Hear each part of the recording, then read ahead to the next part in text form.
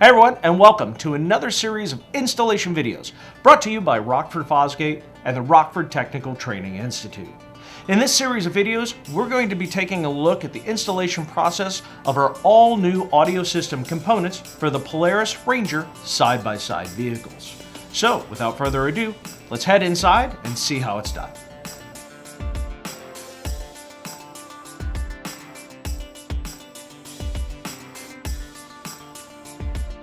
Alright guys, I am now joined by Brad from our new product development team, and he is going to help walk us through the installation of our Ranger Stage 2 audio system.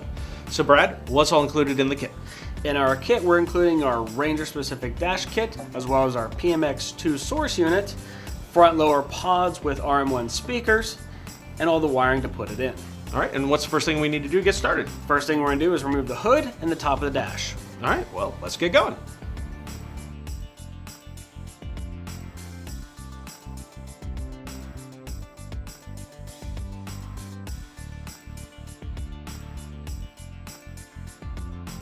Alright, so now that Brad has the hood out of the way, we can go ahead and move on to removing the top dash panel. Now to do this, you're going to be removing the 4 pin rivets that are located along the top side of the dash. And to do this, we're going to be utilizing a special pin rivet removal tool. However, since you probably aren't going to have this in your toolbox, a flat blade screwdriver can also be used. Just remember to be careful when you do this so you don't break those pin rivets.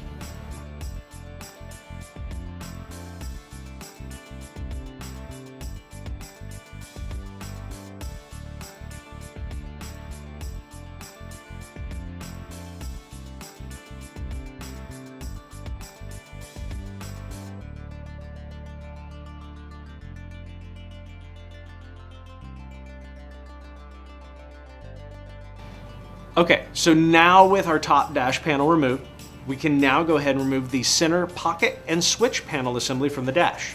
To do this, we're going to take our T25 torque screwdriver and remove the 2 screws located at the bottom of the panel. This will allow us to pull the panel out and disengage the wiring harnesses from the factory switches. Once that's done, we're able to bring it here to the bench, start transferring those switches to our new PMX dash kit, and prepping it to receive the PMX2 radio.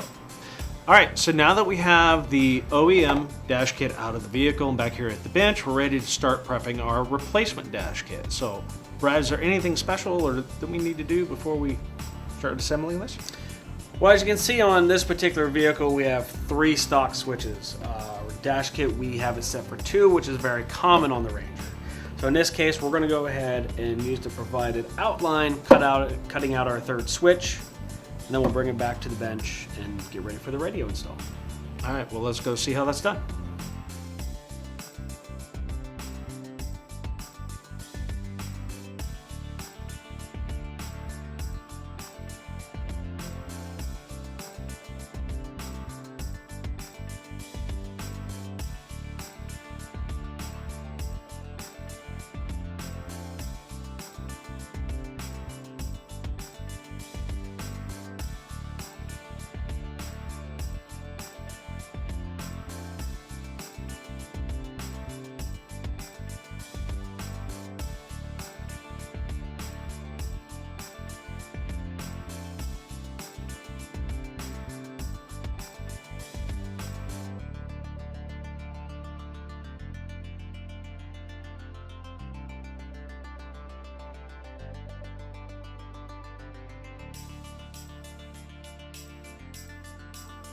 Alright, so now that we have our 3rd switch hole cut in the new dash kit, we're ready to go ahead and move our OE switches over to the new dash kit.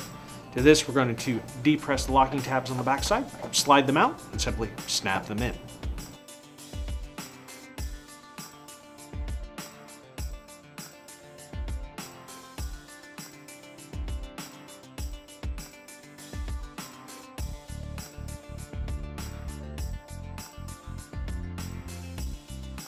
Alright, so now as you can see, we have our switches transferred over to the new dash kit.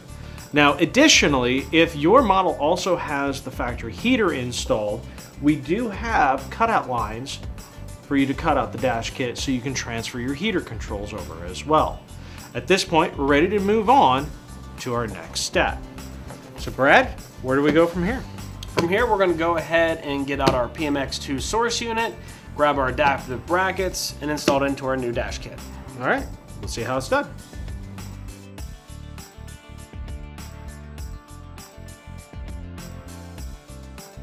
Now that we're ready to install our PMX2 into our dash kit, we went ahead and got the rest of the parts we need. Now we got our adaptive bracket, wiring harness, zip ties and screws, and our firewall grommet. First thing we're going to do is mount our bracket into the dash kit and then our PMX2 into that. Now one thing to note, if you are using the heater kit in your Ranger, you're going to want to remove these two mounting screws off the back to allow the extra clearance.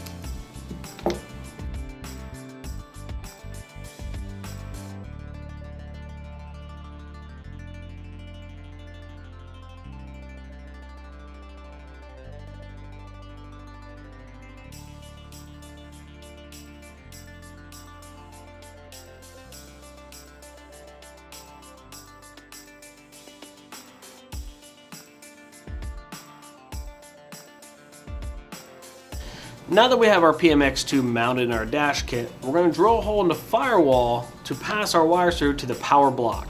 Now we included a 1 3/4 grommet to fill the hole once you drill it.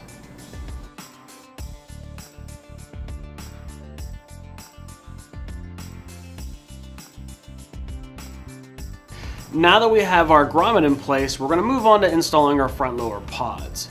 Now we include some screws that go into the factory bosses in the tray, and to make it easier, we're going to go ahead and thread them in first before installing the pod. It will just make it a little easier because they're going to be fresh threads. Now once we get those started, we'll pull them back out, put the pods in, put the 2 screws in, and then we'll be able to move on from there.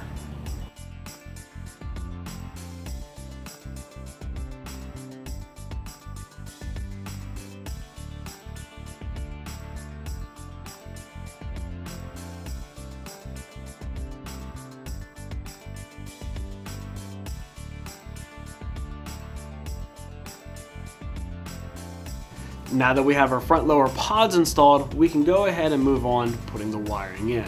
Now once we get our wiring run through the pod, we're going to use our sealing pad to keep them airtight. Once we get those through, we're going to put our speakers in and move on from there.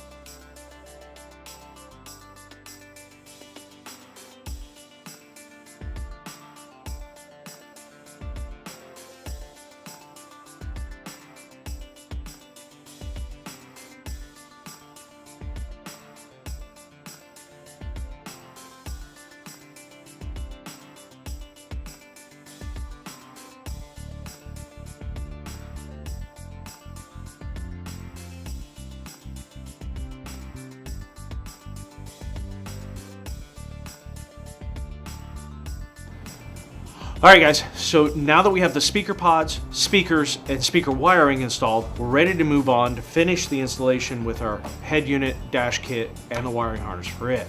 So the first thing that you're going to do is you're going to take the wire harness that comes with the dash kit and you're going to feed the power and ground wire through the grommet, and we're going to connect this at the power distribution block found underneath the hood. Now, depending on the model that you have, you may find a power and ground wire at the terminal block, but some models won't have a dedicated ground wire. In this case, we're going to utilize the mounting screw for the mounting block itself as our ground point. Once that's done, we're then going to move over and install the dash kit with the radio. Prior to mounting it to the dash, we're going to make the connection for our PMX radio wiring harness, as well as reinstall the switch harnesses to our existing OEM switches. Once those connections are made, we can use the 2 screws that we removed from the factory dash kit and remount the dash kit into the vehicle, making the final speaker connections with the speaker wires that we just ran.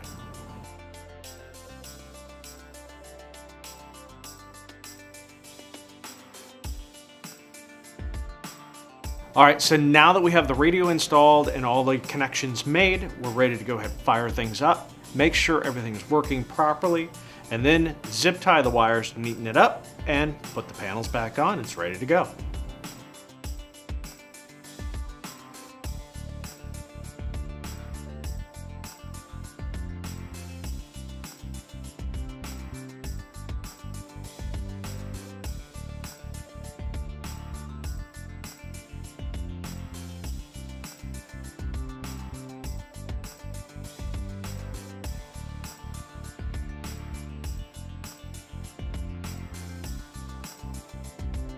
All right, guys, that wraps it up for this install. As you can see, it was pretty straightforward and easy to do. So before we go, Brad, anything you want to add? Now, as always, if you have any questions, feel free to give our tech guys a call before, during, or after your installations. And as always, check out our YouTube channel for more installation videos or our website for more information on our products. That wraps it up for us. See you again in another video.